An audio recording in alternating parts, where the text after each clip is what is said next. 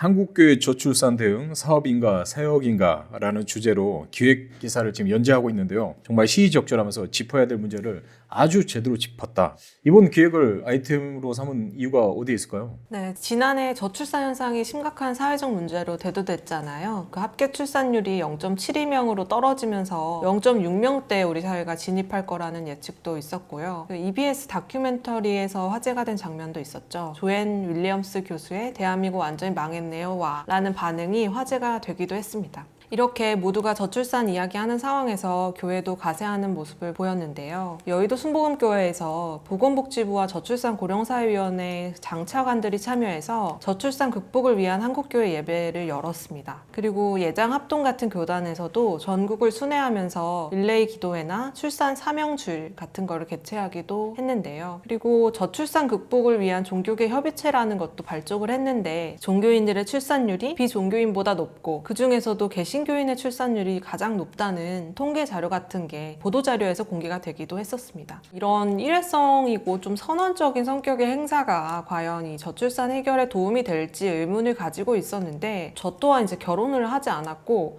주변에도 그런 지인들이 많았거든요. 그런 내용들이 와닿지 않는다는 얘기를 나누곤 했습니다. 그래서 이제 좀 유심히 지켜보던 와중에 이제 지난해 대형 교회들이 교인들을 이제 대거 동원해서 열었던 그 12.7 예배가 있었잖아요. 거기서 여러 가지 메시지가 나왔는데 동성애 반대도 이제 되게 크게 외쳐졌지만 그중 하나가 또 저출산 극복이라는 게 있었습니다. 그래서 보수교회가 이 동성애 문제와 더불어서 저출산이라는 거를 어떤 내부 결속을 강화하는 논리로 사용을 하고 있다는 생각이 들었고요. 그래서 한국교회가 이 가족주의라는 거를 오래전부터 교회 안에서 이제 뿌리 깊게 자리 잡고 있었지만 최근에 보여지는 양상이 조금 달라졌다고 생각이 들어서 이 주제에 좀 천착을 해보게 되었고요. 또 특히 최근에는 정부가 이 저출산 현상이 쉽게 해결이 되지 않으니까 종교계에 이렇게 좀 호소를 하는 게 아닌가, 도와달라고 이렇게 손짓하는 게 아닌가 그런 생각이 좀 들어서 종교계도 또 이를 활용해서 종교와 이 정치의 유착을 좀 강화하고 이해관계를 다지는 그런 게 아닐까. 그런 모습들을 발견을 하게 돼서 이 주제를 좀 취재를 하게 되었습니다. 저도 보니까 좀 흥미로운 대목이 원래 개신교가 최근 몇 년 사이, 최근 10년이라고 할까요? 최근 10년 사이 가장 주목했던 포인트는 동성애였잖아요. 퀴어 이슈였는데 갑자기 어느 순간 이제 저출산이 튀어나왔거든요. 그게 12.7 집회, 작년 집회에서 화두가 됐다는 거잖아요. 맞습니다. 이거는 그러면 이제 동성애 반대를 외치면서 저출산도 극복하자. 다른 말로는 동성애가 어떻게 보면 출생률을 발목 잡고 있다. 또 그런 주장도 하는 걸 제가 봤거든요. 그렇죠. 네. 그런 식으로 좀 연결을 짓는 포인트도 있는 것 같은데. 네, 논리가 연결되는 지점도 분명히 있고요. 한 이제 교수님께서 그런 분석을 좀 들려주셨어요. 그러니까 동성애를 통해서는 그 어떤 외부의 적을 상정해서 내부 결속을 하는 동시에 이제 내부적으로는 출산율을 높여야 한다, 저출산을 극복해야 한다라는 주장을 통해서 내부의 결속을 더 다지는 그런 식의 도구로 사용을 한다라는 얘기를 들려주셨거든요. 그러니까 겉으로는 이제 동성애, 안으로는 출산, 아이를 많이 낳는 것. 그래서 기독교인들이 믿음의 후손이라든지 교회의 어떤 부흥이라든지 다음 세대 이런 것들을 더 이렇게 이야기하는 그런 논리가 되지 않았나 그런 생각이 들더라고요. 네.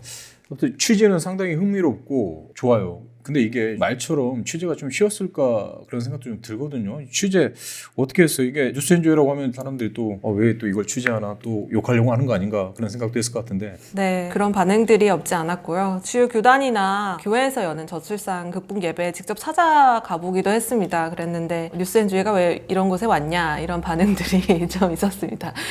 교계 기자분들도 왜 여기 왔느냐 그런 이야기도 들려주시기도 하셨고요. 그러니까 그 사람들도 의아한 거예요. 긴장하시더라고요. 왜 뉴스엔조이가 저출산의 문제에 관심을 갖지? 네. 같이 동참하려고 하는 거야?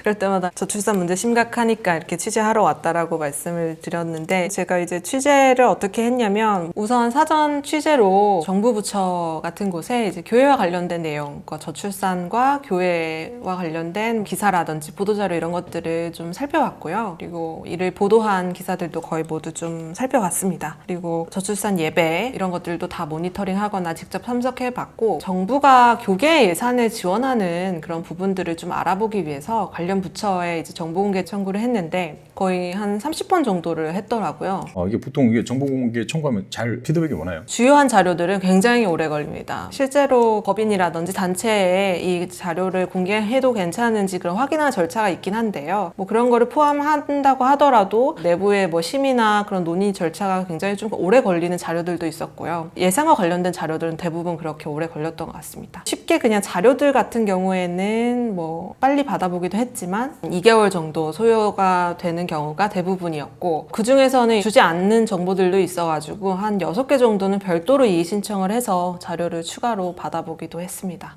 결국엔 받아냈네요. 네. 이렇게 또 우리 나 기자가 아주 적극적입니다. 예. 네. 어려움은 많았는데요. 일단은 주지 않으려고 하는 느낌이 좀 많이 들었어요. 예를 들면 좀 부서 뺑뺑이를 돌린다든지 제가 청구한 자료가 사과다. 그러면 사과를 줘야 되는데 갑자기 배를 주는 거예요. 그래서 이제 배를 왜 줬냐? 난 사과를 청구했다 하면 그 이미 청구한 정보니까 자기네 부서의 업무가 아니라서 뭐 정보공개 청구 담당하는 부서로 이제 연결을 해준다든지 근데 거기에 문의를 하면 다시 그 부서에 확인을 하라면서 이렇게 돌려보낸다든지 그런 거에 이제 시일이 많이 소요되기도 했고 처음에 공개했던 자료들이 있었어요. 근데 제가 예를 들어서 10년치 자료를 요청을 했다면 몇 년도 후에는 그 자료가 누락이 되어 있는 거예요. 그래서 그걸 다시 청구했더니 처음에는 줬던 자료인데 다시 주지 않더라고요. 그거는 이제 내부 법인의 그런 이익을 침해할 수 있다면서 이걸 주지 않아서 뭐 이런 부분들은 제가 뭐 항의도 해보고 이미 전례가 있지 않느냐 그렇게 했지만 뭐 결국 못 받았다는 자료들도 있었긴 했습니다. 예, 상당한 발품을 팔았고 몇 개월 동안 그렇게 취재를 한 거잖아요. 몇 개월 동안 취재를 한 거기 때문에 제가 인트로가 좀 깁니다. 생각보다. 그렇죠? 네. 들어가는 게 좀 길지만 그래도 이제 본격적으로 한번 어떤 내용들을 저희가 파악을 했는지 한번 들어보도록 하겠습니다. 한국교회가 처음부터 출산을 장려한 건 아니었다라는 얘기가 있어요. 저 이거 듣고 약간 놀랐습니다. 한국교회 하면 무조건 이렇게 생육하고 번성하라 요 말씀 구절이 있잖아요. 이게 상당한 파급력이 있잖아요. 어떻게 보면 안 믿는 사람들도 알 정도인데 근데 한국교회가 처음부터 출산을 장려한 건 아니었다. 이게 무슨 얘기인가요? 말씀하신 대로 한국교회가 이렇게 출산을 처음부터 장려한 건 맞습니다. 선교사들이 한국 땅에 딱 들어와서 그때 당시에는 아이를 많이 낳으라 그 생육하고 번성하라는 구절을 들어서 출산을 장려하기도 했었는데 이게 언제 바뀌었냐면요. 박정희 정권 때인데요. 1970년대 80년대까지만 해도 한국 사회는 그 가족계획이라고 하는 산하 제한 정책이 있었습니다. 그때는 이제 합계 출산율이 한 4.53명 정도 되고 그랬거든요. 그래서 이제 박정희 정권이 이제 경제개발 계획을 이제 내세우면서 인구를 억제해야 이 생산성이 높아진다 이런 논리를 폈고 국가적으로도 뭐 둘만 낳아서 잘 기르자 이런 캠페인을 펼쳤잖아요. 교회도 여기에 맞춰서 가족계획을 장려를 했습니다. 그래서 이제 예를 들어서 교회에서 뭐 PM을 긍정적으로 보는 분위기도 있었고 실제 기독교 병원과 계약을 맺고 피임 기구를 보급한다든지 뭐 피임 시술을 한다든지 이런 일들도 했습니다. 제가 인터뷰했던 한 교수님은 그때 일을 좀 기억하고 계시더라고요. 그때가 중학교 다니실 때였는데 주일에 교회에 갔더니 그 청년부겠죠. 그때 어떤 보건소에서 직원들이 나와서 인구 문제에 대한 강의를 교인들을 대상으로 하셨다고 하더라고요. 그러니까 그만큼 교회라는 조직이 이제 사람들이 모여 있고 교육을 하기 좋은 집단이다 보니까 교회를 통해서도 인구 문제에 대한 교육이 이루어졌고 실제로 교회가 거기에 앞장서서 나서기도 했던 거죠. 그러니까 교회에 와서 이제 일종의 캐치프레이즈 둘만 나와서 잘 기르자라는 이런 교육들을 했다는 거네요. 네, 그렇습니다. 팀 뭐 이런 기구도 보급을 하고 교육도 하고. 네. 실제 그 일부 목회자들은 산하 제한이 이제 신앙생활을 안정적으로 유지하는 데 도움이 된다 이런 가르침을 하기도 했고요. 저는 재밌는 지점이었는데 지난해 이제 12.7 집회 때 저출산의 원인이 이제 페미니즘이나 비혼주의 때문이라고 또 이제 했었잖아요.